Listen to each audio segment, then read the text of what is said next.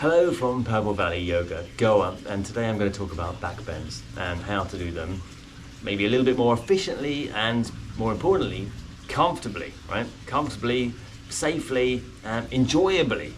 So, people often say there's no back bends in the primary series. Well, today I'm going to talk about upward dog, which for me is a back bend that you pretty much do after every posture.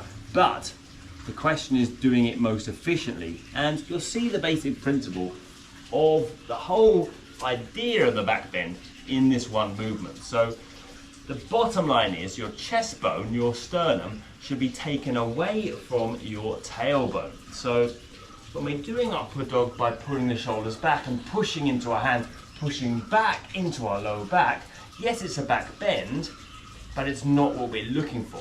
Instead, we're looking to pull the chest forward and the tailbone back. So in the end, the shoulder is almost coming over our fingertips.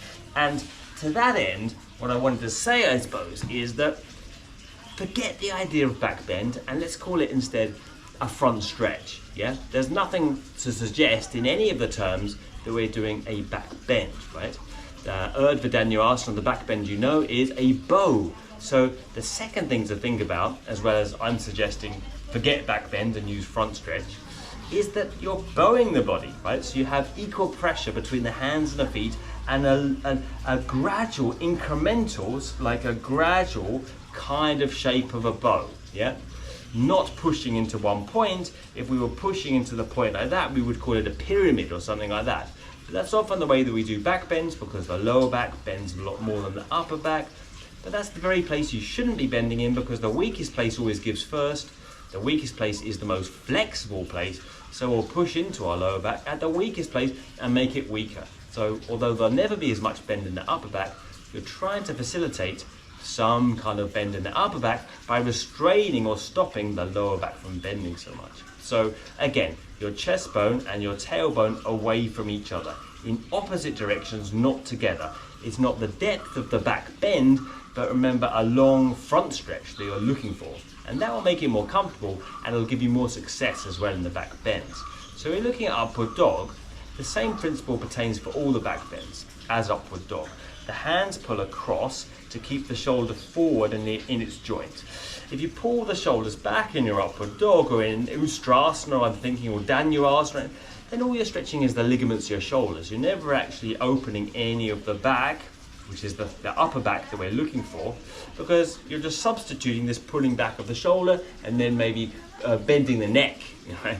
And that will dump the weight in your lower back. So if you keep the shoulder forward and down, and then again there's this pulling with the hands to pull the chest through the arms whilst the elbow rolls slightly in. So if you see me from the front, and perhaps there's a slight segue into looking at upward dog particularly, but a lot of the stuff pertains to a general back bend. The elbows roll slightly in to keep the shoulder forward. I'm not putting the shoulders back, so I'm putting the chest forward by rolling the arms or the elbows slightly internally and keeping the shoulders in their joints. Yeah? And then with the feet, I'm pulling back. So I've got this long arc. Yeah? Maybe think of the back bend more like an arc. So now if we look at the more exciting, let's say, back bends of the first part of the intermediate series, which by the way, I always suggest you consider putting on the intermediate series along with your primary series, because if you're going to do the back bend at the end of primary, right, originally that came at the end of intermediate and after these ones, so now it doesn't, unfortunately, but these are much more gradual, much more incremental, and putting these before your full back bend would really be beneficial, and I don't see a problem with this. Now, depends on how you do it though. So if you just lift the head and pull the head back and pull the tailbone up, yes, you're making a higher shape, you're bending your back, but you're just pushing into your lower back. What I suggest instead is that length of the breastbone forward, length of the tailbone backwards, keeping the head in, so you're making a long front stretch. Yeah? And remember, any movement you do has its engagement and has its relaxation, and that's structured around the breath. So on the inhale, I lift. On the exhale, I'm relaxing a bit. Inhale, lift. Exhale, relaxing a bit, right? So you don't apply tension throughout the whole of the posture. It's structured with the breath and it goes in an on-off mechanism. We can see this more clearly in Dhanurasana, keeping the shoulder forward. So instead of pulling up as high as I can, instead I'm thinking as long as I can. So keeping the shoulder forward, I pull the tailbone back. So it may not look so good as pulling up higher, but you're getting the chest bone away from the tailbone, and on the inhale, you lift, exhale, relax. I'm exaggerating here a bit. Exhale, relax. Inhale. So there should be a movement structured in the posture along with the breath. The breath should guide that movement, right? And the other thing to think about that I mentioned before, again in the Dhanurasana, Ustrasana, Shalabhasana that I just did, is to keep the shoulder forward, yeah? Is to try and keep the shoulder forward and not pull it back, because if you're pulling it back, you'll just use the ligaments to your shoulder and you'll do nothing to help your back. So let's look at Ustrasana now. So most people will pull the shoulders back to go into it, pulling the shoulders back, or push into your lower back. So instead of that, keep the shoulder forward, keep the chest in, trying to tuck the tailbone through the legs and lift the breastbone at the same time. So the breastbone is lifted, but the tailbone is descending. Yeah? Tailbone descending, breastbone lifted. Shoulder stays forward instead of pulling the ligaments of the shoulders back. And then you come back, but you haven't pulled the shoulders back, keeping the shoulder forward. You can take your feet, shoulder stays forward, instead of pulling it back. Yeah. And then you can go back with your head. But that might not happen straight away. Why wouldn't it happen straight away? Well, because to some degree the shoulder may be tight, and there's exercises you can do with the shoulder to loosen the shoulder, to relax the shoulder, to get more range of movement through your shoulder. But a lot of it is actually in the thighs. The hip flexor and the thigh muscles are tight.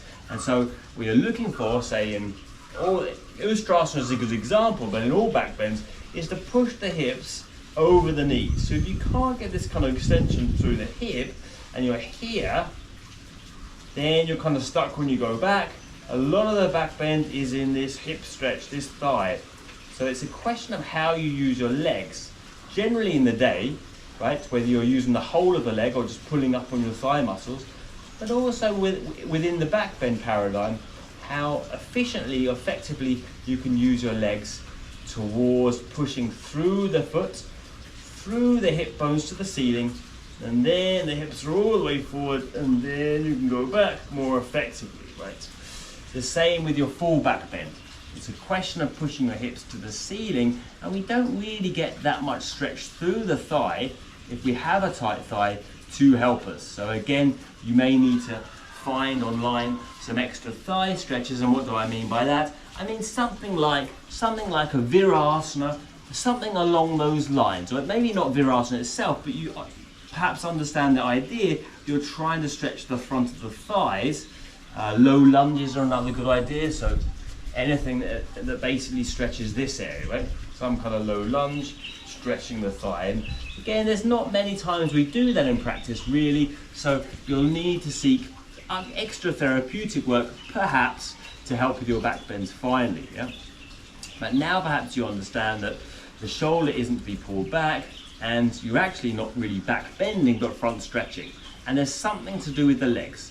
The final thing I don't think I iterated enough, I didn't think I explained enough, was perhaps pulling across with the hands. The medial stretch, the stretch across your body, is fundamental. So when I've got the feet down, say in Urdhva Dhanurasana, often you see this with the blocker between the knees or the belt around the thighs. It's because this pulling across really makes a difference. If you get the width across your body, the middle can come through. Right? You've got these big muscles at the sides of your body, and you want to be able to pull them apart to allow the spine to run through. Right?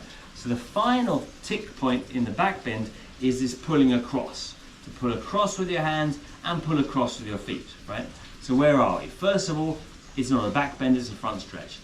Second, you've got to use your legs, stretch your thighs. And if you don't find the thigh stretch, do something complementary to find that thigh stretch.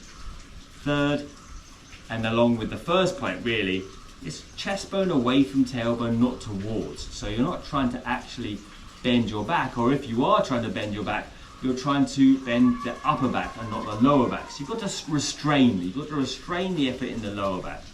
And fourth, that pulling across movement, swiping the hands apart. Yeah, swiping the feet apart in the back bends. Yeah, pulling across will allow the spine to come through. And if I gave a fifth, it's the breath. When you breathe on the inhale, that's when you engage in a back bend, and the exhale breath will be a slight descension. So you've always got this kind of pulsation of effort and non-effort through every single asana. So finally, let's put this all together very briefly for the Urdhva Dhanurasana. Again, I wouldn't personally attempt this posture unless you've done the intermediate postures before, right? So I really do, it's really my strongest conviction that all those postures build nicely to this one, and without that one, you really coming into a shock of the body. I mean, yes, you have upward dog, but I don't feel perhaps it's enough to go straight into Urdhva Dhanurasana for many people, not for everyone, but for many people. So, hands go on the floor. You see, we can tuck the hands underneath, so the fingertips come underneath the shoulders somewhat, yeah?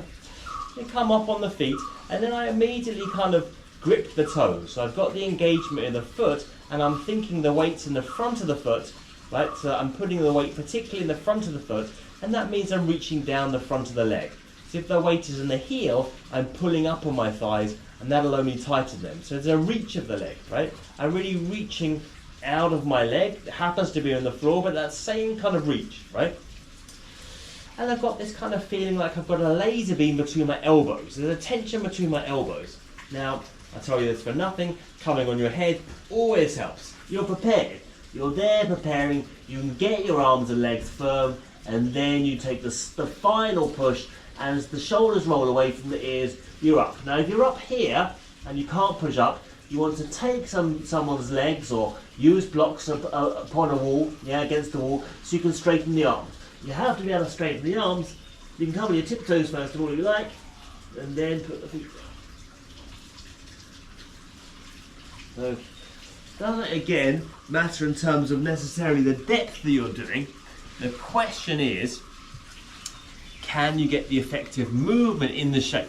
Now, everyone's shape will be different. The point is that particular movement in the shape has to be effective for your body. So you have to grasp exactly how that manifests for your body, right? So think about the visual shape, what's happening in it, right? A final note on the back bend, the shoulder kind of strokes the ear. So the shoulder's rolling this way, the elbow's rolling this way. You've got this kind of movement in the back bend. When you're in the back bend, you've kind of got the opposite. You've got extension. So you've got flexion, but when you're in the back bend, you've got extension. Yeah. So you're kind of doing one thing to get up, and you reverse that through the shoulders when you're up. Yep. So it's two different movements, and that change is why people often can't get off the head. When they've set themselves up, then it's a different movement to get off the head. But once they're up off the head, if you're teaching, or if you're, as I said, if you're learning it, then take someone's ankles and lift up, or use blocks against the wall to lift up. When you're up, when you've got up with straight arms, then you can do it. Then you can, then you're up. Then you're up and it's easy. But it's between the bent arms and the straight arms that it's tough. So yeah, I hope you find some of those ideas somewhat useful, and look at your upward dog, because it really is the key, I think, to it's the posture at least that you're doing the most, which is the most effective probably for point to working on Urdhva Dhanurasana and those deeper back bends that we'd like to do later on. So that's me, back bends or front stretches from Purple Valley Goa.